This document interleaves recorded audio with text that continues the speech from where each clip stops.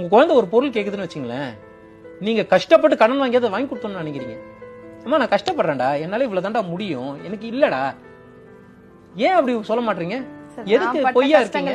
என் குழந்தை படக்கூடாது அப்படின்னு அந்த கஷ்டத்தினால தாங்க நீங்க இந்த இடத்துல இருக்கீங்க.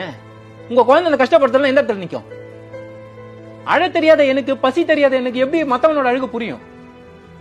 நான் அழுதுருக்கேன், உங்க அழ என்னன்னு எனக்கு புரியும். நான் அழுததே கிடையாது, நடிக்கிறேன். நான் பசியில இருக்கேன், இன்னொருத்த வந்து கையேந்தும் போது அந்த பசி எனக்கு தெரியும். 5 ரூபா போற இடத்துல 10 ரூபா சாப்பிடுறா அப்படின்னு சொல்லுவேன்.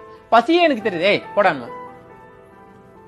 நீங்க சொபிஸ்டிகேட் பண்ணல, you are making them to go down. இதுவும் உறுதியாக்க மாட்டீங்க. அந்த கஷ்டத்தை நீங்க பட்டதுனாலதான் இங்க இருக்கீங்க, அதை நீங்க கொடுக்காதனாலதான் அவங்க அந்த இடத்துக்கு வர முடியல. அதனால பணம் தேவை, நிச்சயமா ஒரு மனிதனுக்கு இந்த வாழ்க்கையில பணம் தேவை. ஆனா பணம் மட்டுமே தேவைன்னு நினைச்சான், இல்ல பணம் தான் தேவைன்னு நினைச்சானா அவனால நிம்மதியா வாழ